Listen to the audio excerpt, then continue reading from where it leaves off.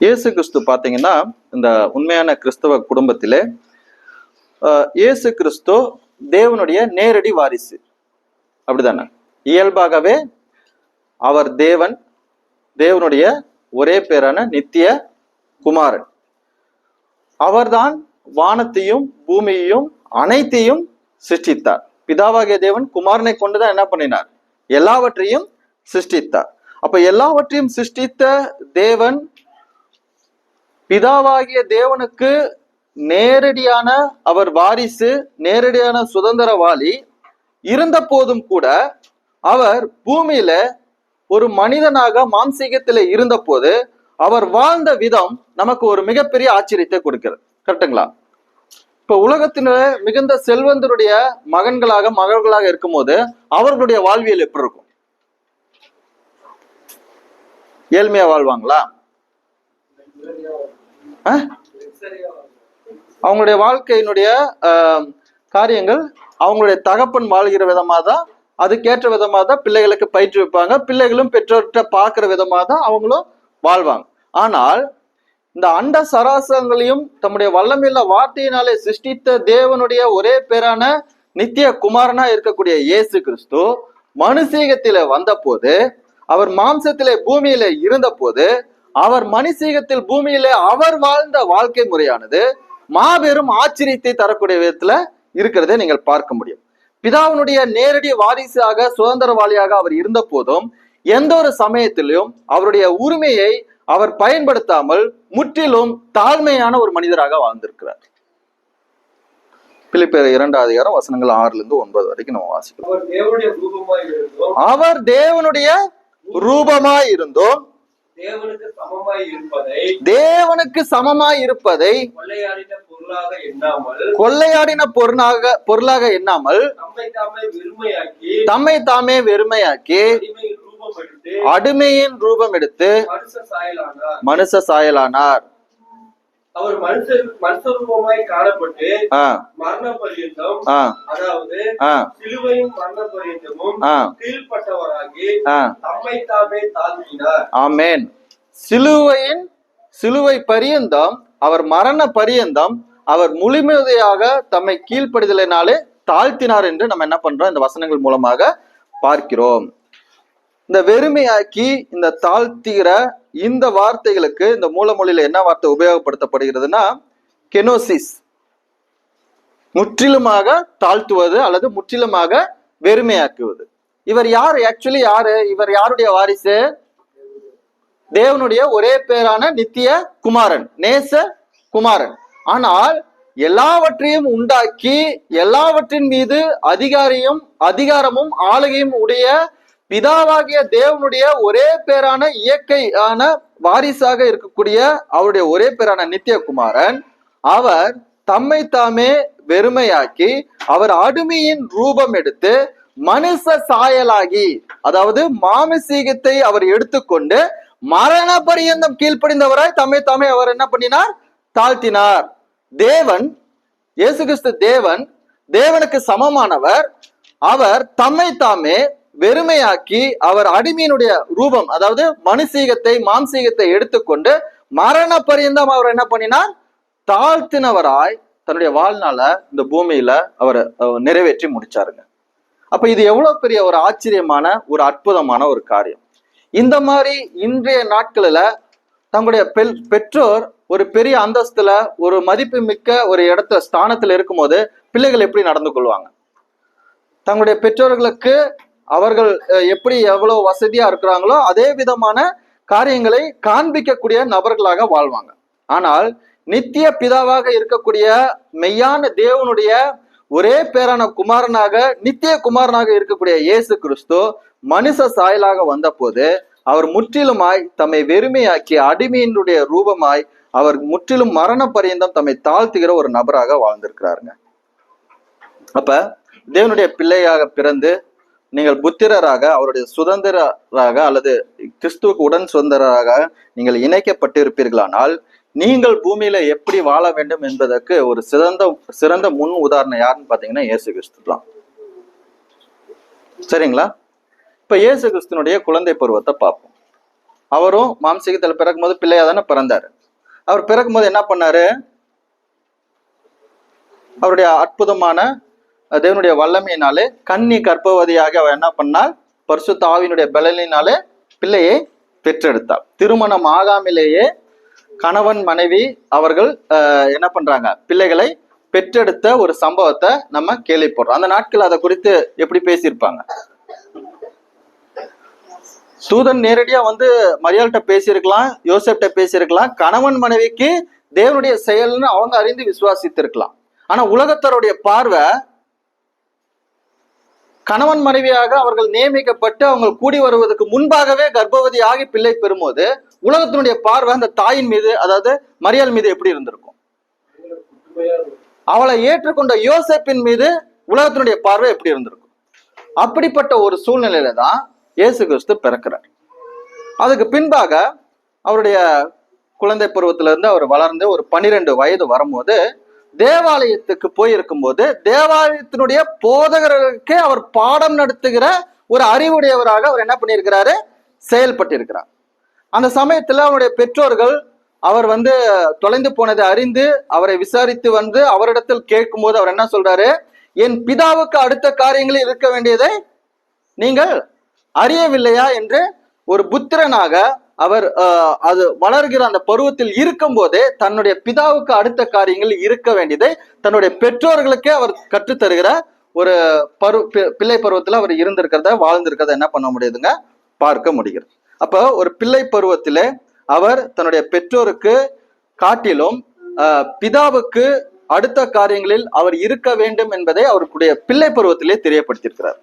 இப்ப நீங்கள் கிறிஸ்துவுக்குள்ளாக புதிதாக பிள்ளைகளாக பிரிந்திருக்கிற நீங்கள் இப்ப யாரை காட்டிலும் முதன்மை ஸ்தானத்தை கொடுத்து யாருக்கென்று வாழுகிற பிள்ளைகளாக நீங்க இருக்கணும்?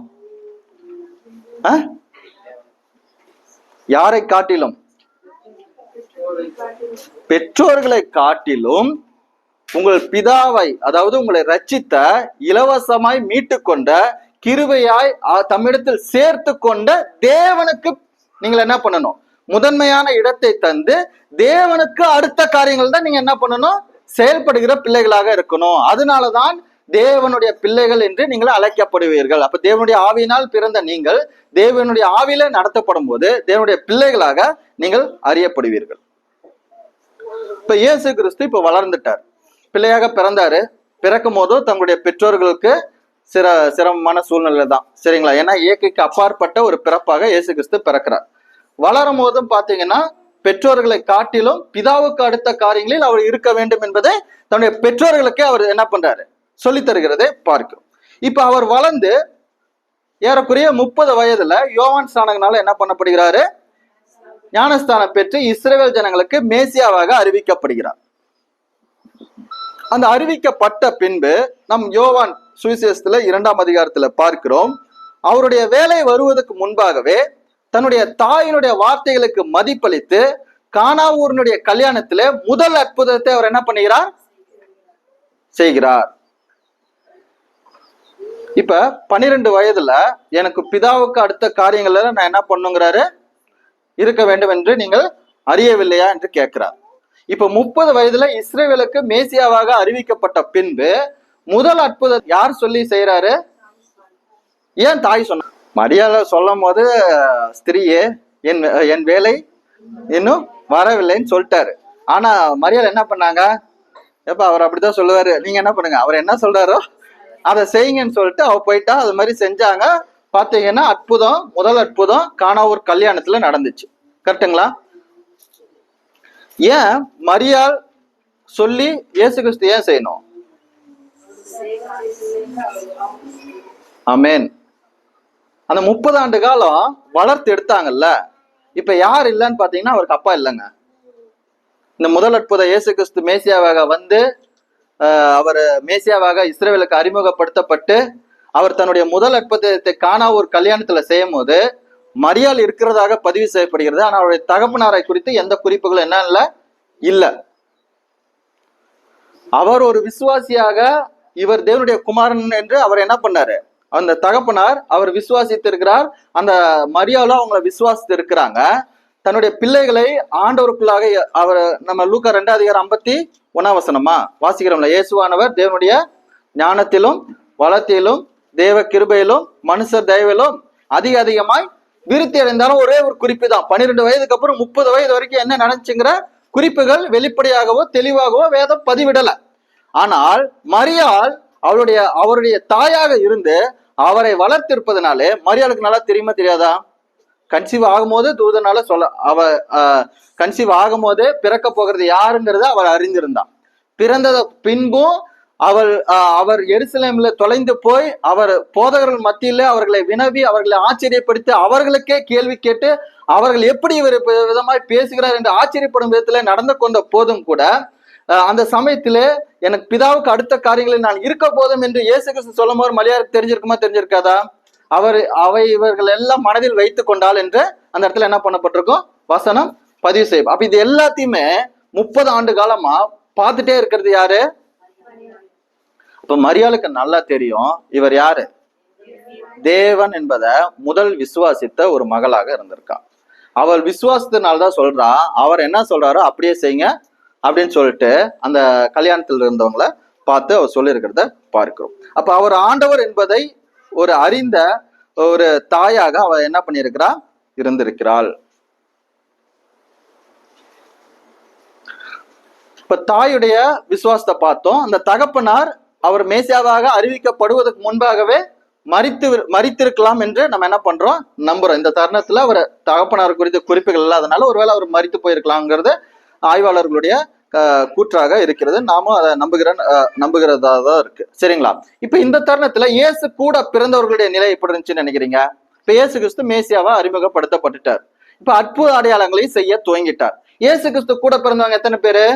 குறிப்பா நம்ம சொல்லணும் அப்படின்னா மத்தேயு 13:55 பார்க்கும்போது யாக்கோபு, யோசே, சீமோன், யூதா என்ற 4 அவரோட கூட அந்த யோசேப்பு மரியாள் தம்பதியினருக்கு பிறந்த பிள்ளைகளை குறித்து நம்ம என்ன பண்றோம், அதாவது இயேசு கிறிஸ்துவனுடைய சகோதரர்களை குறித்து, உடன் பிறந்த சகோதரர்களை குறித்து நாம் பார்க்கிறோம்.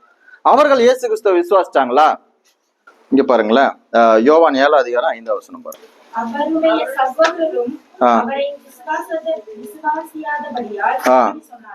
ஓகே, அப்ப அவருடைய சகோதரர்கள் இருந்திருக்கிறாங்க.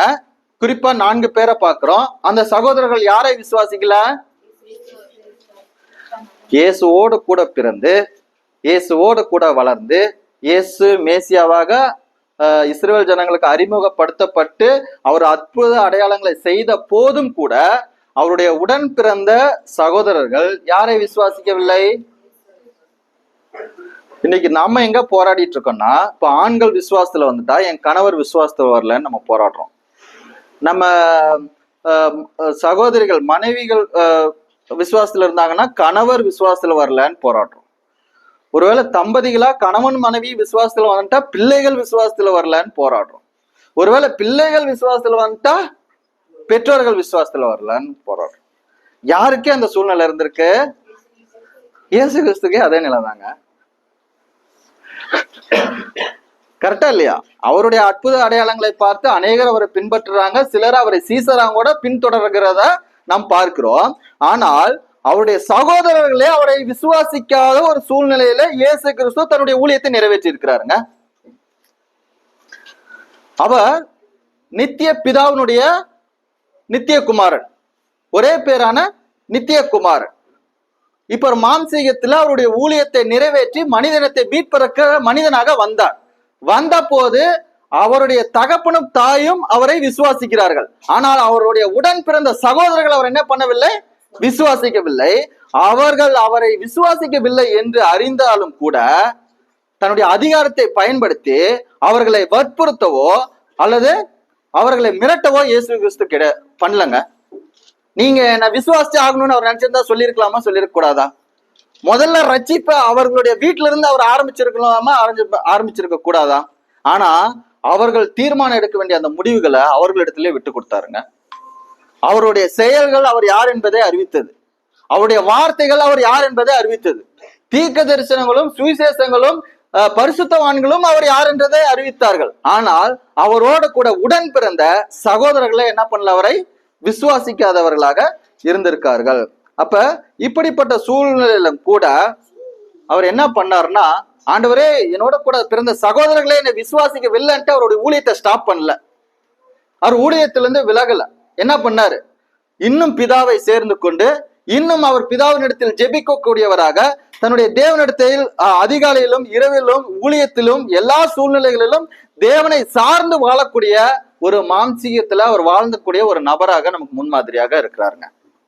ஒருவேளை தேவனுடைய பிள்ளைகளாக நீங்கள் பிறந்திருப்பீர்களானால் உங்களுடைய உறவினர்களோ உங்களுடைய உடன் பிறந்தவர்களோ உங்களுடைய பெற்றோர்களோ ஒருவேளை உங்களை போன்றதான விசுவாசத்திலே வராத நபர்களாக இருப்பார்களானால் நீங்கள் அவர்களிடத்தில் நீங்கள் உங்களுடைய நற்சாட்சியினாலே நல் வார்த்தைகளினாலே தேவனை முதன்மைப்படுத்தி அவர்கள் விசுவாசத்தில் கொண்டு வருவதற்கான பிரயாசங்களை செய்ய வேண்டுமே தவிர நீங்கள் இதன் நிமித்தமாக தேவனை விட்டு விலகி தூரமாக போகிற வேலைகளை என்ன பண்ணக்கூடாது, செய்து விடக்கூடாது. ஓகே, அப்ப அந்த உறவுகளுடைய அவிசுவாசம் அவரை தேவனுடைய உறவிலிருந்து தூரப்படுத்தாமல் இன்னும் தேவனோடு அதிகமாக கிட்டி சேர்வதற்கு அவர் நமக்கு முன்மாதிரியாக இருக்கிறார்.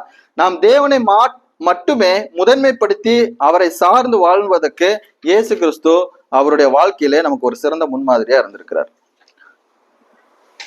ஓகே, அப்ப இயேசு கிறிஸ்துடைய பிள்ளை பருவத்துல பார்க்கிறோம். இப்ப அவருடைய ஊழிய பருவத்துல, அதாவது வாலிப பருவத்துல பார்க்கிறோம்.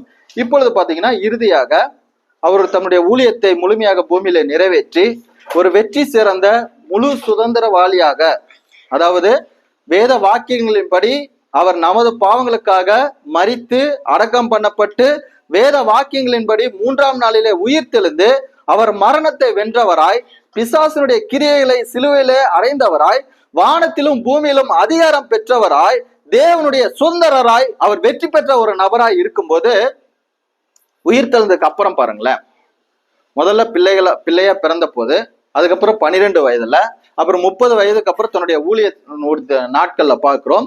இப்ப பாக்கிறோம்னா அவருடைய ஊழியத்தை முழுமையாக பூமியில நிறைவேற்றி வேத வாக்கியங்களின்படி அவர் மரித்து அடக்கம் பண்ணப்பட்டு உயிர்த்தெழுந்ததுக்கு அப்புறம் அவர் என்ன பண்றாருன்னா கேபாக்கு தரிசனமாகிறார். அதுக்கப்புறம் 12 தரிசனமாகிறார். அதுக்கப்புறம் 500 பேருக்கு அதிகமானவருக்கு தரிசனமாகிறார். பின்பு அவர் யாருக்கு தரிசனமாகிறார்னா யாக்கோபு, அதன் பின்பு அப்போஸ்தலர் எல்லாரிலும் அகால பிறவி போல பவுலுக்கு அவர் என்ன பண்ணுகிறார், தரிசனமாகிறார். நீங்கள் 1 கொரிந்தியர் 15 அதிகாரம் எடுத்து வாசிக்கும் போது இந்த காரியங்கள்லாம் நீங்க அந்த ஆர்டர் படி அவர் என்ன பண்ணுவாரு சொல்லுவார். ஓகே, முதல்ல கேபா, அப்புறம் 12, அப்புறம் 500 பேருக்கு அதிகமான சகோதரர். பின்பு யாருக்கு தரிசனமாகிறார் அவரு? யாக்கோபு. அதுக்கப்புறம் தான் கடைசியா தான் அகால பிறவி போன்ற பவுலுக்கு. இந்த யாக்கோபு யாரு?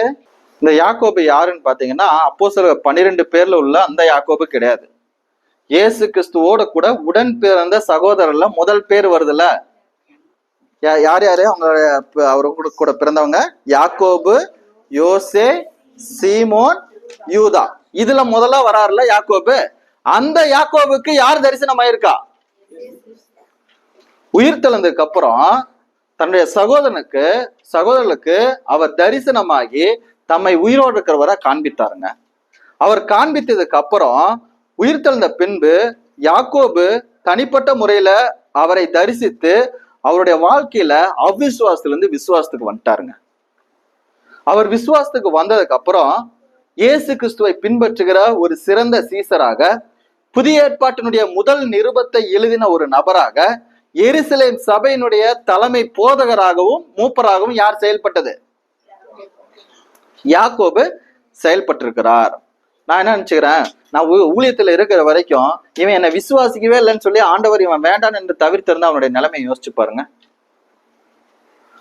ஆண்டவர் பிதாவாகிய தேவனுடைய நேரடி வாரிசாக இருந்தாலும் நீங்க சூஸ் பண்ணலாம். அப்ப நீங்க அவரை தேவனாக, ஆண்டவராக, எஜமானராக விசுவாசிக்கும் போது நீங்கள் யாருடைய பிள்ளைகள் ஆகிறீங்க? தேவனுடைய பிள்ளைகள் ஆகிறீங்க. அப்ப அவருடைய உடன் பிறந்த சகோதரர்களே அவரை பின்பற்றுவதற்கான வாய்ப்புகளை அவர் தந்தார். எல்லாருக்கும் சுவிசேஷம் அறிவிக்கப்பட்டது. அவங்க சகோதரர்களுக்கு அறிவிக்கப்பட்டிருக்குமா? எல்லார் முன்பாகவும் அவர் அற்புத அடையாளங்கள் செய்யப்படுகிறது. அவர்கள் முன்பாக செய்யப்பட்டிருக்குமா? இருந்த போதும் அவருடைய ஊழியத்தை நிறைவேற்றி வேத வாக்கியங்களின்படி அவர் மரித்து அடக்கம் பண்ணப்பட்டு உயிர்த்தெழுந்து வரைக்குமாக அவர் என்ன பண்ணல? விசுவாசிக்கல. உயிர்த்தெழுது அவர் தரிசனம் ஆனதுக்கு பின்பாக அவர்களுடைய விசுவாசம் அவிசுவாசம் மாறி இப்ப விசுவாசத்துக்கு வர்றாங்க. இப்ப பாருங்களேன், அப்போஸ்தலர் 1 அதிகாரம் 14 வசனம் பாருங்க. அப்போஸ்தலர் 1 அதிகாரம் 14 வசனம்.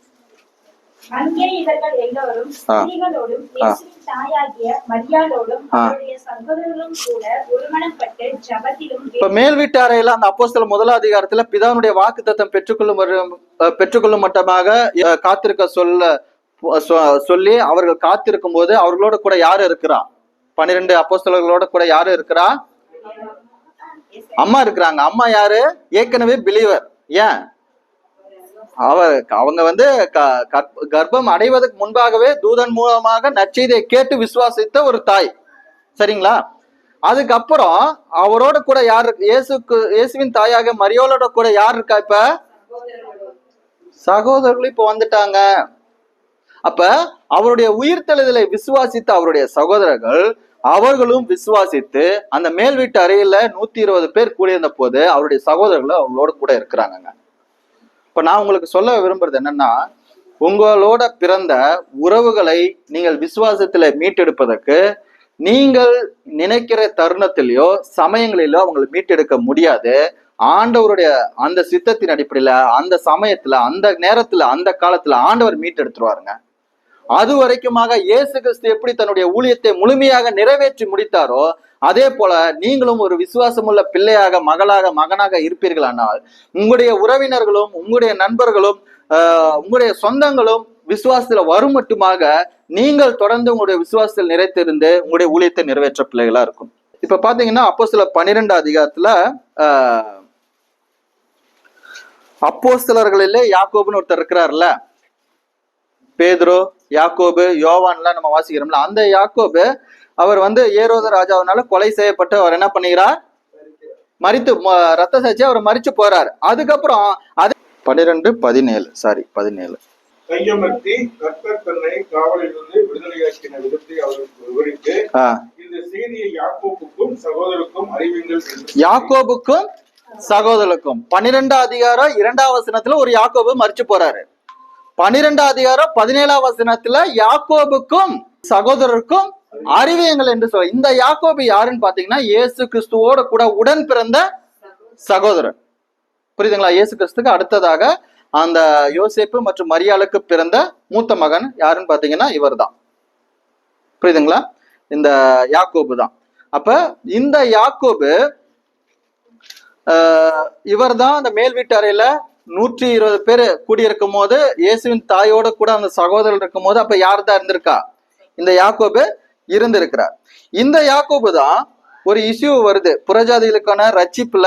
புறஜாதிகள் ரட்சிக்கப்பட்ட போது அவர்கள் எதை செய்ய வேண்டும் எதை செய்யக்கூடாது என்ற ஒரு கான்வென்சேஷன் வரும்போது அப்போஸ்தலர் 15 அதிகாரம் வசனங்கள் 19-20 வாசிக்கும் போது புறஜாதிகள் விசுவாசிகள் ஆகும் போது அவர்களுக்கு விருத்த சேதனம் தேவையில்லை என்ற வரலாற்று முக்கியத்துவம் வாய்ந்த ஒரு உயர்ந்த முடிவை எருசலேம் அந்த கவுன்சில எடுத்தது யாருன்னு பாத்தீங்கன்னா, முன்மொழிந்தது யாருன்னு பாத்தீங்கன்னா இந்த யாக்கோபு தான். அப்ப வரலாற்று ஆசிரியரா இருக்கிற ஜோசிபஸ் சொல்றாரு, கிபி 62 விசுவாசத்துக்காக இவர் கல்லெறிந்து கொல்லப்பட்டதாக அவர் என்ன பண்றாரு? அறிக்கை எடுக்கிறார். இந்த யாக்கோபு தான் நாம் வேதாகமத்தில் வாசிக்கிற முதல் புத்தகத்தை, அதாவது யாக்கோபுன்னு ஒரு நிருபம் வாசிக்கிறோம்ல, எந்த ஆண்டு எழுதப்பட்டது? கிபி 45ஆம் ஆண்டுங்க. யாக்கோபு தான் தன்னுடைய முதல் நிருபத்தை என்ன பண்றாரு?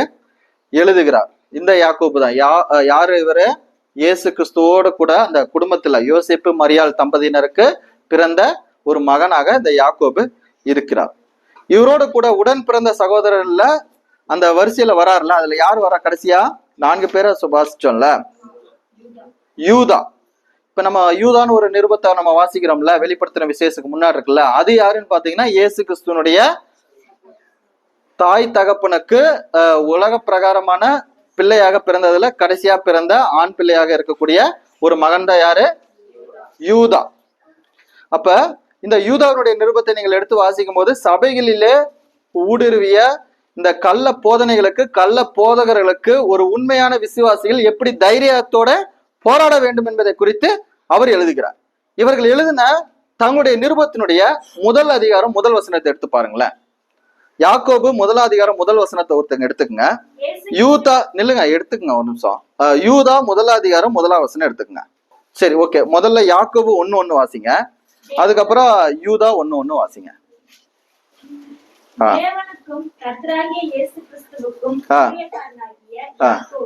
தேவனுக்கும் கர்த்தராகிய இயேசு கிறிஸ்துவுக்கும் இயேசு கிறிஸ்துவுக்கு உடன் பிறந்தவர்னு போட்டிருக்கா இல்ல ஊழியக்காரன் போட்டிருக்கா? ஓகே, யூதா 1:1 எடுத்துக்கங்க. இயேசு கிறிஸ்துவின் உடன் பிறந்தவன் போட்டிருக்கா ஊழியக்காரன் போட்டிருக்கா? இது என்ன உறவு? இது என்ன உறவு முறை?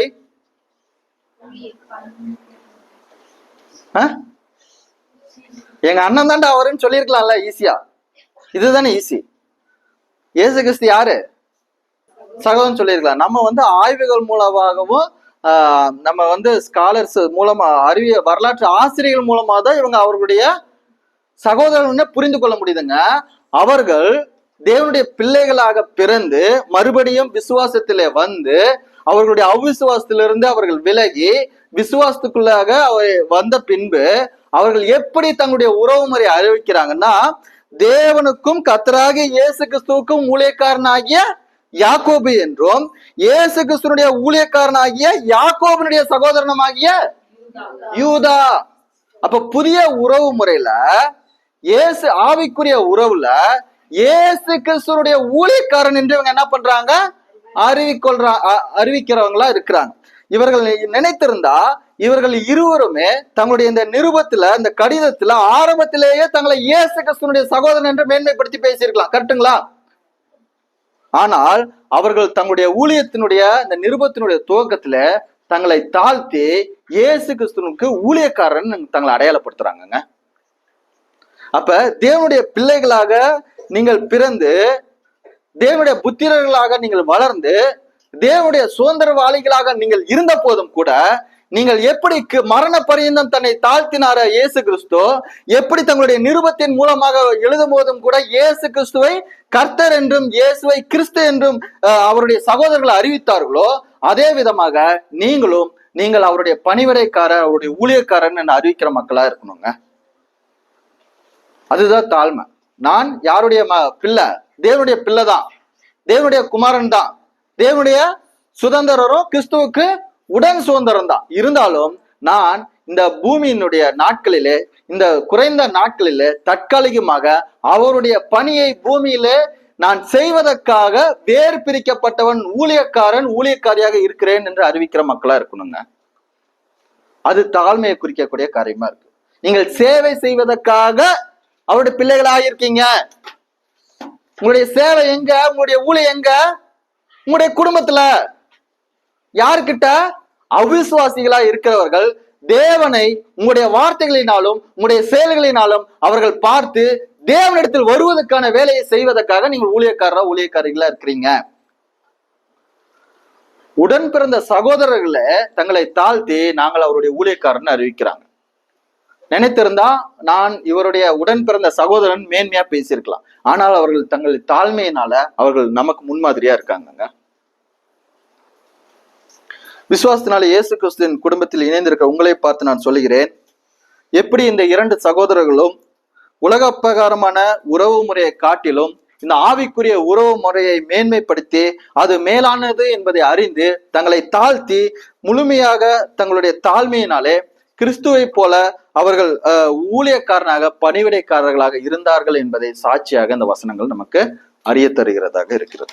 இப்ப இயேசு கிறிஸ்துடைய ஊழிய நாட்கள்ல ஒரு காரியத்தை சொல்லி நம்ம என்ன பண்ணலாம் பார்த்துட்டு இந்த பகுதியை நம்ம நிறைவு செய்யலாம். இப்போ உங்களுக்கு ஒரு ஐடியா உங்களுக்கு கிடைச்சிருக்கும்னு நினைக்கிறேன். அதாவது என்ன சொல்ல வரேன் அப்படின்னா, உண்மையான கிறிஸ்துவனுடைய குடும்பத்துல நீங்கள் மறுபடியும் பிறக்கும் போது அவருடைய பிள்ளை ஆயிடுறீங்க. மறுபடியும் பிறந்து பிள்ளைகளானவங்க நீங்கள் குமாரர்களாக அவருடைய சுதந்திரர்களாக இருக்கிறீங்க. இயேசு கிறிஸ்துவ என்ன பண்ணாரு? அவருடைய ஒரே பேரான நித்திய வாரிசு, அவருடைய சுதந்திரவாளி. தன்னுடைய மரணம் உயிர்த்தெழுதலினால மரணத்தையும் வென்று பிசாசினுடைய கிரியைகளையும் அழைத்து முழு அதிகாரம் பெற்றவராய் தம்முடைய சீசர்களை பார்த்தவர் என்ன சொன்னார்? வானத்திலும் பூமியிலும் சகல அதிகாரம் எனக்கு கொடுக்கப்பட்டிருக்கிறது என்று சொல்லி நீங்கள் உலகம் எங்கு போய் சகல ஜனங்களையும் நீங்கள் சீசராக்கி பிதா குமாரன் பரிசுத்தாவின் நாமத்தினாலே அவங்களுக்கு ஞானஸ்தானம் கொடுத்து நான் உங்களுக்கு கட்டளையிட்ட யாவையும் அவர்கள் கைக்கொள்ளும்படி அவர்களுக்கு உபதேசம் பண்ணுங்கள். இதோ உலகத்தினுடைய முடிவு பரிந்தும் சகல நாட்களிலும் நான் உங்களோட கூட இருக்கிறேன் என்று சொல்கிறார். அப்ப இப்படிப்பட்ட மெய்யான தேவன் மாம்சீகத்துல வந்த போது அவருடைய தாய்க்கும் தகப்பனுக்கும் பிறந்த பிள்ளைகள் தான் யாருன்னு பாத்தீங்கன்னா யாக்கோபு, இந்த யூதாவும். இவர்கள் இயேசு கிறிஸ்துவோட கூட பிறந்தவர்களாக இருந்தாலும் கூட அவரை விசுவாசித்த பின்பு அவருடைய ஊழியக்காரர் என்றுதான் அறிக்கையிட்டு தங்களை தாழ்த்தி காண்பித்திருக்கிறார்கள் என்று பார்க்கிறோம். இப்ப இந்த தருணத்துல இப்ப குடும்பத்தை குறித்து பேசும்போது இயேசு கிறிஸ்துட்ட ஒரு சிச்சுவேஷன்ல அவர்கிட்ட கேட்கும் போது இயேசு கிறிஸ்து என்ன பதில் கொடுக்குறாருன்னு பார்க்கலாம். மத்தேயு 12 அதிகாரம் திருப்பி கொள்ளுங்களேன். மத்தேயு 12 அதிகாரம் வசனங்கள் 46 50 வரைக்கும் பாருங்க. இப்படி அவர்கள் ஜனங்களோடு பேசுகையில் அவருடைய தாயாரும் சகோதரரும் அவரிடத்தில் பேச வேண்டும் என்று வெளியே நின்றார்கள். அப்பொழுது ஒருவன் அவரை நோக்கி, உம்முடைய தாயாரும் உம்முடைய சகோதரரும் உம்மோடு பேச வேண்டும் என்று வெளியே நிற்கிறார்கள் என்றான். ஓகே, உங்களை பாக்குறதுக்கு உங்க பேரண்ட்ஸ் வந்திருந்தாங்கன்னா உங்களுடைய ரெஸ்பான்ஸ் எப்படி இருக்கும்? இயேசு கிறிஸ்து ஒரு மீட்டிங்ல பேசிட்டு இருக்காரு. வெளியே யார் வந்து நிக்கிறா?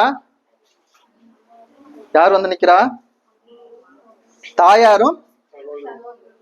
இப்ப நாமளா இருந்தா என்ன பண்ணுவோம்? ஒரே நிமிஷம் வெயிட் பண்ணுங்க. யார் வந்திருக்கா? அம்மா அப்பா வந்திருக்காங்க, தம்பி தங்கச்சி வந்திருக்காங்க, அண்ணா அக்கா வந்திருக்காங்க. ஒரே நிமிஷம் நான் என்ன பண்றேன், பார்த்துட்டு வந்துடுறேன்னு போவேன். இயேசு கிறிஸ்து என்ன சொன்னார்? முக்கியமான மீட்டிங் என்ன சொல்றாருன்னு பாருங்களேன். இப்படி சொன்னவனுக்கு அவர் பிரதியுத்தரமாக, தாயார் யார், சகோதரர் யார் என்று சொல்லி நம்முடைய கையை தமது சீஷர்களுக்கு நேரே நீட்டி, இதோ என் தாயும் என் சகோதரரும் இவர்களே, பரலோகத்தில் இருக்கிற என் பிதாவின் சித்தத்தின்படி செய்கிறவன் எவனோ அவனே எனக்கு சகோதரனும் சகோதரியும் தாயுமாய். இப்ப தேவனுடைய பிள்ளையா, தேவனுடைய குடும்பத்துல நீங்கள் பிறந்து தேவனுடைய குடும்பத்துல நீங்கள் இணைந்திருந்தீங்கன்னா உங்களுடைய குடும்பம் எதுங்க? யாரெல்லாம் பிதாவுடைய சித்தத்தின்படி செய்கிறார்களோ அவர்கள் தான் உங்களுக்கு யாரு? தாயாக, தகப்பனாக, சகோதரனாக, சகோதரியாக இருக்கிற.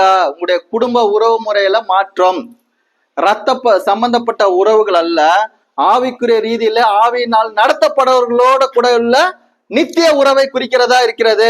அப்ப நித்திய உறவுல நீங்கள் அவர்களோட கூட இணைந்து நடக்கும் போது இயேசு கிறிஸ்து எப்படி தம்மை பின்பற்றுகிற சீசர்களை பார்த்து இவர்களே என் தாயும் என் சகோதரருமாக இருக்கிறார்கள் என்று சொன்னார்களோ அதே விதமாக நீங்களும் உங்களுக்கு கிறிஸ்துவுக்குள்ளாக பிதாவினுடைய சித்தத்தை நிறைவேற்றுகிற அவர்கள் தான் உங்களுக்கு தாயும் தகப்பனும் சகோதரனும் சகோதரியும் இருக்கிறார்கள் என்று அறிந்து நீங்க செயல்படுற மக்களா இருக்கணுங்க. இப்ப நேற்று தினத்துல சிலர்லாம் சாட்சி சொன்னாங்க. அவங்களுடைய ஊழியத்துல, அவங்களுடைய வாழ்க்கையில, அவங்களுடைய வாலிப பருவத்துல நடந்த காரியங்களை சாட்சிகளாக என்ன பண்ணாங்க? பகிர்ந்தாங்க. இப்ப ஞானஸ்தான பெற்றோர்களும் கூட என்ன பண்ணாங்க? முன்னாடி வந்து அவர்களுடைய வாழ்க்கையில தேவன் அவர்களை சந்தித்தது, அவங்களுக்கு உண்டான மாற்றத்தையும் அவங்களுடைய விசுவாசம் மற்றும் கீழ்ப்படுதலை என்ன பண்ணாங்க? காண்பித்தாங்க. பண்ணுமா இல்லையா? இப்ப உங்களுக்கு இப்ப உறவு முறையில மாற்றம் வந்துடுச்சு. ரத்த சம்பந்தப்பட்ட உங்களுக்கு தாய், தகப்பன், பெற்றோர்கள், பிள்ளைகள் என்ன பண்றாங்க? இருக்கிறாங்க. ஆனால் நீங்கள் ஆவிக்குரிய இந்த கிறிஸ்துவனுடைய குடும்பத்துல நீங்கள் இணைந்ததுக்கு அப்புறம் பரலோகத்தில் இருக்கிற பிதாவுடைய சித்தத்தின்படி யாரெல்லாம் செய்கிறார்களோ அவர்கள் தான் உங்களுக்கு சகோதரனாக, சகோதரியாக, தாயுமாக, தகப்பமாக இருக்கிறார்கள். அப்ப மாம்சீக உறவுகளை முதன்மையாக அல்ல, ஆவிக்குரிய உணர்வுகளையே இயேசு கிறிஸ்து முதன்மைப்படுத்தி பேசுறாருங்க. அவருடைய தாயும் சகோதரர்களும் வந்து நிக்கிறாங்க. ஆனா யாரை முதன்மைப்படுத்துறாரு? அவருடைய வார்த்தைகளை கேட்கிற அவருடைய சீசர்களை முதன்மைப்படுத்தி இவர்கள் தான் என்னுடைய தாயும் என்னுடைய சகோதரர்களுமாக இருக்கிறார்கள் என்று அவர் சொல்லுகிறதை பார்க்க முடிகிறது. அவருடைய சகோதரரும் கூட ஆரம்பத்துல என்ன பண்ணாங்க? வெறும் ஒரு உடன் பிறந்த ஒரு அண்ணனாக தான் இயேசு கிறிஸ்துவை பார்த்தாங்க. ரத்த சம்பந்தப்பட்ட ஒரு உறவா தான் என்ன பண்ணாங்க? பார்த்து அவரை விசுவாசிக்காம அவிசுவாசத்துல இருந்தாங்க. எப்பொழுது அவர் உயிர்த்தெழுந்து அவர் உலக ரட்சகராக, ஆண்டவராக, இயேசு கிறிஸ்துவாக அவரை ஏற்றுக்கொண்டார்களோ அப்பொழுது அவருடைய நித்திய சுதந்திரத்துல அவங்களும் பங்காளிகளா மாறிட்டாங்க. அவருடைய நித்திய சுதந்திரத்துல பங்காளிகளா மாறினதுனாலதான் அவருடைய நிருபத்தை எழுதும் போது அவரை கர்த்தராக இயேசு கிறிஸ்துனுடைய ஊழியக்காரர் என்று என்ன பண்றாங்க, அறிவிக்கிறத நாம் பார்க்கிறோம். அவருடைய சகோதரர்கள் தங்களுடைய குடும்பத்தினுடைய பெருமையை அவங்க பேசாம கிறிஸ்துனுடைய மரணம் மற்றும் உயிர்த்தெழுதல பேசுகிற ஒரு உண்மையுள்ள ஒரு ஊழியர்களாக தங்களுடைய தாழ்மையினால கிறிஸ்துவை வெளிப்படுத்துகிற ஒரு வாழ்க்கையை வாழ்ந்தாங்க. அவர்களுடைய சொந்த பந்தங்களை விட, அவர்களுடைய ரத்த சம்பந்தப்பட்ட உறவுகளை விட, இவ்வுலகத்துக்குரிய உறவு முறைகளை விட அவர்களுக்கு சத்தியமும் சத்தியமுள்ள தேவனும் சத்தியமுள்ள தேவனுடைய உண்மையான குடும்பமே அவங்களுக்கு மேலானதுன்னு அவங்க எண்ணியிருந்தாங்க. இயேசு கிறிஸ்துவுக்கும் பின்பு அவருடைய சீசர்களாக மாறின யாக்கோபுக்கும் யூதாவுக்கும் என்ன அவங்களுடைய வாழ்க்கையில நடந்ததோ அதை பார்த்து நாமும் கூட எது மேலானது என்பதை அறிந்து இந்த உலக பிரகாரமான உறவுகளை விட, இந்த உலக பிரகாரமான சொந்த பந்தங்களை விட, இந்த உறவு முறைகளை காட்டிலும் நம்மளை ரட்சித்து நித்திய சுதந்திரத்திலே நம்மளை இணைத்திருக்கிற தேவனும் அவருடைய குமாரனும் பரிசுத்த ஆவியானவரும் அவருடைய குடும்பத்திலும் இணைகிற ஒரு மக்களாக நம்ம என்ன பண்ணுங்க, இருக்க வேண்டும். அப்ப தேவனுடைய பிள்ளைகளாக, புத்திரராக, சுதந்திரவாளிகளாக நாம் இருந்தாலும் கூட, மனுஷீகத்திலே நாம் வாழ்ந்தாலும் கூட, மனுஷீகத்தில் எப்படி இயேசு கிறிஸ்து நடந்து கொண்டாரோ, எப்படி அவருடைய சகோதரர்கள் நடந்து கொண்டார்களோ அதே விதமாக நம்மள என்ன பண்ணணுங்க, நடந்து கொள்ள வேண்டும். இப்ப இயேசு கிறிஸ்து பிதாவாகிய தேவனுக்கு சமமானவர். இப்ப இயேசு கிறிஸ்துவனுடைய குடும்பத்துல இணைந்ததுனால நாம் யாருக்கு சமமாக பார்க்கப்படுகிறோம்? அவருக்கு குமாரனுக்கு இணை சுதந்திரராக இணைக்கப்பட்டதுனால கிறிஸ்துவை எவ்விதம் பார்க்கிறாரோ அப்படிதான் நம்மளையும் என்ன பண்றாரு, தேவன் பார்க்கிறார். அப்ப ரட்சிக்கப்பட்ட அனைவருமே சமம். அது ஆணா இருந்தா, பெண்ணா இருந்தா, எந்த வயதுல அவங்க ரட்சிக்கப்பட்டா இருந்தா, எந்த ஆண்டுல அவங்க ரட்சிக்கப்பட்டிருந்தாங்க, கிறிஸ்துனுடைய ரத்தத்தினால மீட்கப்பட்ட அப்போஸ்தலர்களாகட்டும், கிறிஸ்துனுடைய ரத்தத்தினால மீட்கப்பட்ட ஆதி திருச்சபை ஆகட்டும், 2000 ஆண்டுகளுக்கு பின்பு ரட்சிக்கப்பட்ட அல்லது அந்தந்த நாட்களிலே ரட்சிப்பை பெற்ற நீங்களாகட்டும், யாராக இருந்தாலும் கிறிஸ்துவுக்குள்ளாக நீங்கள் எல்லாரும் என்னதான், சமந்தான். எப்படி கிறிஸ்து தேவனுக்கு சமமோ, எப்படி கிறிஸ்துவனுடைய குடும்பம் கிறிஸ்துவோட கூட தேவனால் சமமாக பார்க்கப்படுகிறதோ அதே போல நீங்களும் சமந்தாங்க. ஒருவேளை நாங்க நேற்று ரட்சிக்கப்பட்டிருக்கலாம், நீங்க இன்றைக்கு ரட்சிக்கப்படலாம், இன்னொன்னு நாளைக்கு இன்னொருத்தங்க ரட்சிக்கப்படலாம். எப்பொழுது நம்ம ரட்சிக்கப்பட்டாலும் எல்லாரையும் ஆண்டவர் சமமா தாங்க பாக்குறாரு. அவருக்குள்ள பட்சபாதமே இல்லை. அப்ப நீங்கள் ஆண்டவருக்குள்ளாக பிறந்து ஆண்டவரால் கிறிஸ்துவுக்கு சமமாக பார்க்கும்போது உங்களுடைய உறவு முறை எதை முதன்மைப்படுத்துவதாக இருக்கிறது? நீங்கள் எந்த உறவு முறையை மேன்மையா கருதுறீங்க? ஆண்டவரனால் கிடைக்கப்பட்ட, ஆண்டவருடைய ரத்தத்தினால் மீட்கப்பட்ட அவருடைய உண்மையான குடும்பத்தை நீங்கள் நேசிக்கிற அல்லது மேன்மையான முதன்மையான காரியமாக நீங்கள் கருதுகிறீர்களா? இல்ல இந்த உலகத்துக்குரிய சொந்தங்களுக்கும் ரத்தம் சம்பந்தப்பட்ட உறவுகளுக்கும் நீங்க முதன்மை கொடுக்கிற நபரா இருக்கிறீங்களா? நீங்கள் யாரை முதன்மைப்படுத்தி வாழ்கிறீர்கள் என்று பார்க்கும்போது நீங்கள் யாருடைய பிள்ளைகள்னு தெரிஞ்சிருங்க. என்னுடைய பெற்றோர்கள் தான் எனக்கு முக்கியம், என்னுடைய பெற்றோர்களுக்கு தான் நான் முதன்மை ஸ்தானத்தை கொடுப்பேன்னு தெரிஞ்சா நீங்கள் யாருடைய பிள்ளைகள்? உங்களுடைய தாய் தகப்பனாராகிய உலக பிரகாரமான பெற்றோர்களுக்கு நீங்கள் பிள்ளைகளா இருக்கிறீங்கன்னு அர்த்தம். நீங்கள் பிதாவாகிய தேவனால் உங்களை அனுப்பப்பட்டு உலக இரட்சகராக மரித்து உங்களுடைய பாவங்களுக்காக மரித்து அடக்கம் பண்ணப்பட்டு உயிர்த்தெழுந்த இயேசு கிறிஸ்துவை விசுவாசித்து பரிசுத்த ஆவியினால் அவருடைய சரீரமாகிய சபையில் இணைக்கப்பட்டிருப்பீர்களானால் உங்களுக்கு பிதாவாக தேவன் இருக்கிறார். நீங்கள் புத்திர சுவீகாரத்தை பெற்று அவரை அப்பா பிதாவே என்று கூப்பிடுகிற புத்திர சுவீகாரத்தை பெற்ற மகனாக இருக்கிறீர்கள். அப்ப உங்களுடைய குடும்பத்தினுடைய தகப்பன் யாரு? உங்களுக்கு மூத்த சகோதரன் யாருன்னா இயேசு கிறிஸ்து. புரியுதுங்களா? அப்ப நீங்கள் தேவனுடைய குடும்பத்தில் இணைந்ததுக்கு அப்புறம் உங்களுடைய உறவு முறையில மாற்றம் அடைந்திருக்கிறது. தேவன் தம்முடைய ஒரே பேரான நித்திய குமாரனாகிய இயேசு கிறிஸ்துவை எவ்விதம் பார்க்கிறாரோ அப்படியே உங்களை பார்க்கிறார். அப்படி நீங்கள் பார்க்கும்போது நீங்கள் கிறிஸ்துவை போல வாழுகிற மக்களாக, எப்படி மாம்சீகத்துல பூமியில இருந்த போதும் இயேசு கிறிஸ்து தன்னுடைய பெற்றோருக்கு கீழ்ப்படைந்தவராக இருந்த போதும் தனக்கு பிதாவுக்கு அடுத்த காரியங்கள் நான் இருக்க வேண்டியதை நீங்கள் அறியவில்லையான்னு தன்னுடைய பெற்றோரை பார்த்து கேட்டாருங்க. நீங்க விசுவாசம் உள்ள பிள்ளைகளா இருப்பீங்கன்னா நீங்கள் பிதாவாகிய தேவனுக்கு முக்கியத்துவம் தந்து அவரை முதன்மைப்படுத்தி உங்க பெற்றோர்கள் கீழ்ப்படிங்க. சில விஷயங்கள்ல நம்ம தவறா புரிந்து கொள்றோம். தேவனுக்கு முதன்மை கொடுக்கறதுனால பெற்றோரை நம்ம கவனிக்க வேண்டியது இல்லையா, அவருக்கு முக்கியத்துவம் கொடுக்க வேண்டியது இல்லையா? அவங்களுக்கு முக்கியத்துவம் கொடுக்கணும், கவனிக்கணும் தான். ஆனால் முதன்மையிட யாருக்கு? உங்களை ரட்சித்த தேவனுக்கு. ஏனென்றால் நீங்கள் தேவனுக்குள் பிறந்திருக்கிறீர்கள், தேவனுடைய ஆவியினால் பிறந்திருக்கிறீர்கள், தேவனுடைய கிருபையினால் அவருடைய சரீரமாகிய சபையில இணைக்கப்பட்டு நீங்கள் கிறிஸ்துவனுடைய குடும்பத்தினராக மாறி இருக்கிறீங்க. அப்ப உங்களுக்கு தாயாக, தகப்பனாக, சகோதரனாக, சகோதரியாக எல்லாம் இருக்க வேண்டியது யாருன்னு பாத்தீங்கன்னா இந்த உண்மையான கிறிஸ்தவ குடும்பம் தாங்க. அவர்கள் தான் உங்களுடைய உண்மையான உறவு முறையாக இருப்பாங்க. புரியுதுங்களா? அப்ப நீங்க அவருடைய பிள்ளைகளா மாறிட்டீங்கன்னா இப்ப உங்களை கேர் பண்றது யாரு? எந்த ஐக்கியத்துல இருக்கணும், யாரோட கூட உறவுல இருக்கணும், எங்க போகணும், எந்த செய்தி அறிவிக்கணும், நீங்கள் எப்படி வாழணும், எப்படி இருக்கணும்னு எல்லாவற்றையும் பார்த்து உங்களை கண்ணின் கருமணியை போல பாதுகாத்து உங்களுக்கு இடர்கள் உண்டாக்காமல் உங்களை முற்றிலுமாக பாதுகாத்து வழிநடத்துகிற தேவன் தாங்க உங்களுடைய மெய்யான தேவன். உங்களோட ரத்த சம்பந்தப்பட்ட பெற்றோர்கள் கூட உங்களை பற்றி தெரியாம இருக்கலாம், உங்களுடைய அந்தரங்க வார்த்தைகளை வாழ்க்கையை தெரியாம இருக்கலாம், உங்களுடைய சிந்தனைகளை நீங்கள் யோசிக்கிறது தெரியாமல் இருக்கலாம். ஆனா ஆண்டவருக்கு எல்லாமே, ஆண்டவர்கிட்ட ஏதாவது மறைக்க முடியுமா? அப்ப ஆவிக்குரிய குடும்பத்தில் இணைந்து இருப்பீர்களானால் உங்கள் மீது அவர் அளவு கடந்த அன்பும் அவருடைய பாதுகாப்பும் உங்கள் மீது இருக்கிறதுங்கிறத புரிந்து நீங்கள் பயப்படாமல் செயல்படுகிற மக்களா இருக்கணுங்க. ஆண்டவரை பற்றி அறிவிக்கவோ ஆண்டவரை வெளிப்படுத்தி வாழ்வதற்கோ நீங்க என்ன பண்ணக்கூடாது? பயப்படக்கூடாது. தைரியமாக ஆண்டவரை பிரதிபலித்து வாழக்கூடிய மக்களாக இருக்க வேண்டும்.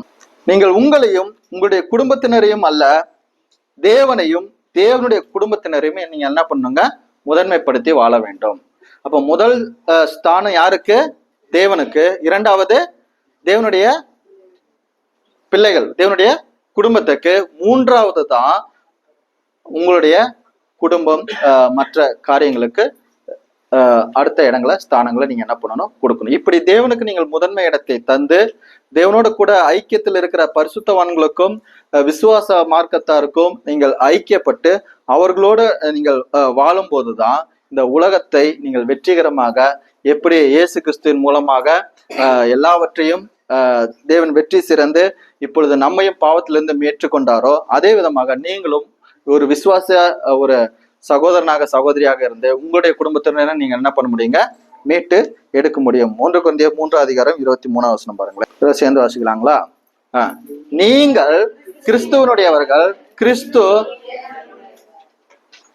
நீங்கள் சோன்ஸ். உங்க அப்பா பேர், உங்க அம்மா பேர் ஏதாவது போட்டிருக்கா? உங்க அக்கா பேர், உங்க தங்கச்சி பேர் ஏதாவது போட்டிருக்கா? உங்க அண்ணன் பேர் ஏதாவது போட்டிருக்கா? உங்க தம்பி பேர் ஏதாவது போட்டிருக்கா? நீங்கள் யாரு? ரட்சிக்கப்பட்ட உடனே கிறிஸ்து யாருடையவர்? இதுதாங்க உண்மையான கிறிஸ்தவ குடும்பமே. உங்களுடைய உறவு முறையில மாற்றம், உங்களுக்கு கொடுக்கக்கூடிய முதன்மையில மாற்றம், இது எல்லாத்துலயுமே மாற்றங்க. ஆனா நாம் கிறிஸ்தவர்களாக எண்ணிக்கொண்டு கிறிஸ்தவர்களாக வாழ்கிறோம் என்று நம்பிக்கொண்டு நாம் இன்னும் நம்முடைய குடும்பத்தையும் நம்முடைய உறவுகளையும் முக்கியத்துவப்படுத்தி நம்ம என்ன பண்ணிட்டு இருக்கோம்? வாழ்ந்து கொண்டே இருக்கிறோம். சிலருக்கு அவங்களுடைய பெற்றோர்கள் முக்கியமா தெரியுறாங்க, சிலருக்கு அவங்களுடைய பிள்ளைகள் முக்கியமா தெரியுறாங்க, கணவனுக்கு மனைவியும் மனைவிக்கு கணவனும், இப்படி அவர்கள் ஒருவரை ஒருவர் முதன்மைப்படுத்தி அல்லது தங்களுடைய சுயத்தை தங்களை முதன்மைப்படுத்தி அவர்கள் இந்த உலகத்துல உண்மையான தேவனை விசுவாசிக்கிற நபர்களாக, உண்மையான தேவனுடைய குடும்பத்தில் இணைந்த நபர்களாக வாழாமல் தங்களுடைய இஷ்டம் போல் வாழ்ந்து ஆனால் தேவனுடைய குடும்பம்னு அறிக்கிடுறாங்க. இதனாலதான் அநேக தருணங்கள்ல அது உண்மையான தேவனுக்கு மகிமையுள்ள ஒரு வாழ்க்கையாக அமையாம போயிடுதுங்க. இப்ப நீங்க கிறிஸ்துவனுடையவர்களா இருப்பீங்கன்னா, கிறிஸ்து தேவனுடையவரா இருக்கிறாரு, தேவனுடைய குடும்பத்துல நீங்கள் இணைந்திருக்கிறீங்க. உங்களுடைய வார்த்தைகளாகட்டும், உங்கள் செயல்களாகட்டும் எல்லாம் தேவனை முதன்மைப்படுத்துகிறதாக இருக்கும். தேவனை நீங்கள் முதன்மைப்படுத்தி வாழும்போது அது தேவனுக்கு ஒரு மகிமையான, ஒரு சாட்சியான, ஒரு உண்மையுள்ள வாழ்வாக அதை என்ன பண்ணுங்க? அமைந்து விடும். அப்ப புதிதாக கிறிஸ்துவ குடும்பத்துல இணைந்திருக்கிற இந்த சகோதரனையும் சகோதரியும் நான் அன்போடு கூட நான் வாழ்த்துகிறேன். நீங்கள் கிறிஸ்துவின் குடும்பத்தில் இணைந்து நீங்கள் கிறிஸ்துவனுடையவர்களாக மாறி இருக்கிறீர்கள். கிறிஸ்து தேவனுடையவராய் இருக்கிறார். ஆனால் தேவனால் கிறிஸ்துவுக்குள் நீங்கள் பாதுகாக்கப்படுகிறீர்கள். உங்களுடைய எல்லா சூழ்நிலைகளிலும் தேவன் உங்களோட கூட இருக்கிறார், உங்களை வழி நடத்துகிறார். நீங்கள் அந்த மெய்யான தேவனை விசுவாசித்து அவரை முதன்மைப்படுத்தி உலகப்பிரகாரமான உறவுகளையும் மற்ற காரியங்களிலும் நீங்கள் அதை பின் வைத்து விட்டு அவரை முதன்மைப்படுத்தி அவரை முன்வைத்து நீங்கள் வாழும்போது அது உண்மையான ஒரு ஆசீர்வதிக்கப்பட்ட ஒரு கிறிஸ்தவ குடும்ப வாழ்க்கையா அமையுங்க. பிராக்டிக்கலா பார்த்துட்டீங்கன்னா இதுல சில இஷ்யூஸ் வரும். என்னன்னு பார்த்தீங்கன்னா, கணவன் மனைவி அவங்க ஒருவர் விசுவாசத்திலேயும் ஒருத்தங்க அவிசுவாசத்துல இருக்கும்போது, அல்லது பெற்றோர் பிள்ளைகள் ஒருத்தங்க விசுவாசத்திலையும் அவிசுவாசத்திலையும் இருக்கும்போது என்ன நடக்குதுன்னு பார்த்தீங்கன்னா, அந்த அவிசுவாசத்துல இருக்கிறவங்க அந்த விசுவாசத்துல இருக்கிறவங்களோடு கூட அவங்க உடன்பட்டு என்ன பண்ண முடியல வாழ முடியாது. அவங்களுக்கு எதிரெதிராக தானே செயல்படுறாங்க. இவங்களுடைய ஃபேமிலி லைஃப் இவங்க யாரை முதன்மைப்படுத்துறாங்கிறது வேறுபடுது. அதே மாதிரி அவங்களுடைய ஃபேமிலி லைஃப் அவங்க யாரை முதன்மைப்படுத்துறாங்கிறது வேறுபடுத்துது. நம்ம இதைதான் மத்திய 10ஆம் அதிகாரத்துல வாசிச்சோம். இங்க பாருங்களேன், 34ஆம் வசனத்துல இருந்து வாசிங்க.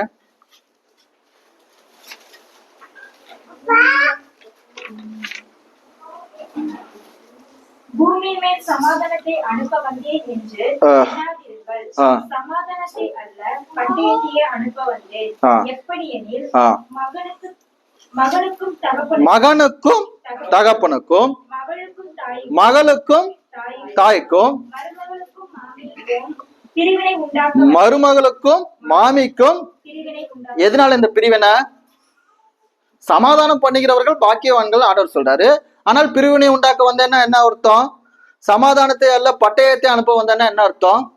ஒருவர் விசுவாச பாதையிலும் ஒருவர் அவிசுவாச பாதையிலும் குடும்பத்தில் நடக்கும்போது எதிரெதிரான பாதையில் பயணிப்பதனால அவர்களுக்குள்ளாக இந்த மாதிரி காரியங்கள் பிரிவினைகள் என்ன பண்ணும் வரும்.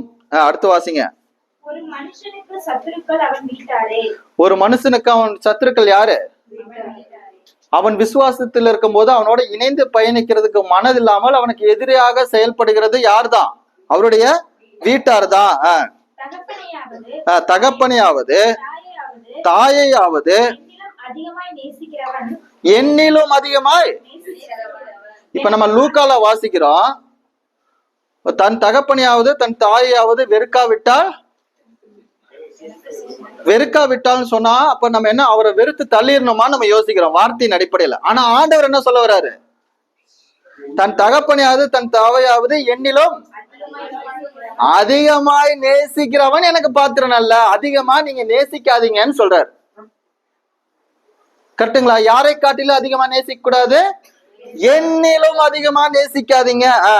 மகனையாவது மகளையாவது என்னிலும் அதிகமாய் நேசிக்கிறவன் எனக்கு பாத்திரன் அல்ல. தன் சிலுவையை எடுத்துக்கொண்டு என்னை பின்பற்றாதவன் எனக்கு பாத்திரன் அல்ல. அல்லாது இங்க பாருங்க, ரத்த சம்பந்தப்பட்ட உறவுகளாக இருப்பதனால அவர்களை மிஞ்சி ஆண்டவரை பின்பற்றது உங்களுக்கு கஷ்டமா எளிமையா? அப்ப நீங்கள் எப்பொழுது நீங்கள் வெறுக்கிறீர்களோ, உங்களுடைய சுயத்தை வெறுக்கிறீர்களோ, எப்பொழுது உங்களுடைய சிலுவையை சுமக்கிறீர்களோ அப்பொழுதுதான் நீங்கள் குடும்ப உறவுகளை காட்டிலும் ஆவிக்குரிய இந்த கிறிஸ்தவ உறவு, கிறிஸ்தவ குடும்பம், தேவனால் பிறப்பிக்கப்பட்டவர்களும் முதன்மை இடத்தை பெற்றுக்கொண்டு அவர்களோட கூட நீங்கள் பின்பற்றுகிற நபர்களாக என்ன பண்ணுவீங்க? இருப்பீங்க. தன் ஜீவனை காக்கிறவன் அதை இழந்து போவான், என் நிமித்தம் தன் ஜீவனை இழந்து போகிறவன் அதை காப்பாற்றுவான் என்று பார்க்கிறோம். அப்ப நேசிக்கிறேன் என்று சொல்லும் போது நாம் புரிந்து கொள்ள வேண்டும், ஆண்டவரை காட்டிலும் அதிகமா பெற்றோரை நேசிக்கூடாதுன்னு தான் சொல்றாரு, வெறுக்க கூடாதுன்னு சொல்லல. அப்ப பெற்றோர்களுக்கு மதிப்பளிக்கணும், அவங்கள கனப்படுத்தணும், அவங்கள விசாரிக்கணும். அவர்களை ஆண்டவர் நம்ம எப்படி நேசித்தாரோ அதே போல அவர்களையும் நாம் நேசிக்க வேண்டும், நம்மளுடைய கடமை பொறுப்பாக இருக்கிறது. அதே சமயம் கடவுளுக்கு நிகராகவோ கடவுளுக்கு மேலாகவோ தன்னுடைய குடும்பத்தினர் என்ன பண்ணக்கூடாது? கொண்டு போய் விடக்கூடாது. அப்படி நீங்க கொண்டு போனீங்கன்னா தேவனுடைய பிள்ளை என்று சொல்லி வார்த்தையினால் அறிவிக்கிறீர்கள், ஆனால் உங்களுடைய வார்த்தையினாலே நீங்கள் அவரை என்ன பண்றீங்க? மறுதளிக்கிற மக்களா இருக்கிறீங்கன்னு அர்த்தம். புரியுதுங்களா? அப்ப இந்த உண்மையான தேவனுடைய பிள்ளைகளா பிறந்த நீங்கள், உண்மையான தேவனுடைய குடும்பத்தில் இணைந்த நீங்கள், அந்த குடும்பத்துல தேவனோட இணைந்து தேவனுடைய மக்களோட கூட நீங்கள் பயணிப்பதற்கு, நீங்கள் உங்களுடைய சிலுவையை சுமக்கிறதுக்கு முதல்ல உங்க சுயத்தை நீங்க இழக்கணுங்க. அந்த சுயத்தை ஆண்டவர் எங்கிருந்து ஆரம்பிக்கிறான்னு உங்க ஃபேமிலில இருந்து ஆரம்பிக்கிறார். புரியுதுங்களா? அப்ப பேலன்ஸா நம்ம புரிஞ்சுக்கணும். குடும்பம் ரொம்ப ரொம்ப முக்கியம். குடும்பங்கிற அமைப்பு ரொம்ப ரொம்ப முக்கியம். அந்த குடும்பங்கிற அமைப்புல தேவன் நம்மளை வைத்ததுக்கு நம்ம தேவனுக்கு நன்றி செலுத்தணும். அதே சமயம் நம்ம நன்றியுள்ள மக்களாக வாழ்ந்து அவர்களை விசுவாச பாதையில் கொண்டு வர வேண்டுமே தவிர அவிசுவாச பாதையில் நம்ம என்ன பண்ணக்கூடாது, கொண்டு போய் சேர்த்து விடக்கூடாது. அப்படி நீங்கள் விசுவாச பாதையில பயணிக்க உங்களுடைய குடும்பத்தினருக்கான அழைப்பை நீங்கள் தரும்போது உங்களுக்கு எதிர்ப்புகள் வரும். அந்த எதிர்ப்புகள் மத்தியிலும் நீங்கள் பாவம் செய்யாமல் தேவனை முதன்மைப்படுத்தி வாழ்கிற மக்களா இருக்கணுங்க. இதுதான் உண்மையான கிறிஸ்தவ குடும்பமாக இருக்கிறது. இந்த ஆவிக்குரிய உண்மையான கிறிஸ்தவ குடும்பத்தில் இணைந்திருக்கிற நீங்கள் அனைவரும் உங்களுடைய இந்த உலக பிரகாரமான இரத்த சம்பந்தப்பட்ட சொந்தங்களையோ உறவுகளையோ நண்பர்களையோ இல்லை வேலைகளையோ இல்லை படிப்புகளையோ முதன்மைப்படுத்தி ஆண்டவரை பின்னாக வைத்து விடாமல் ஆண்டவரை முதன்மைப்படுத்தி இந்த உலகத்துக்குரிய காரியங்களை பின்னாக வைத்து நீங்கள் நடப்பீர்களானால் நீங்கள் உண்மையான தேவனுடைய கிறிஸ்தவ குடும்பமாக நீங்க என்ன பண்ணுவீர்கள், இந்த பூமியில ஆசீர்வதிக்கப்பட்ட மக்களாக இருப்பீர்கள். இந்த வார்த்தைகளை ஆண்டவர் தாமே உங்களுக்கு ஆசீர்வதித்து தருவார்கள். தேங்க்யூ. Praise the Lord.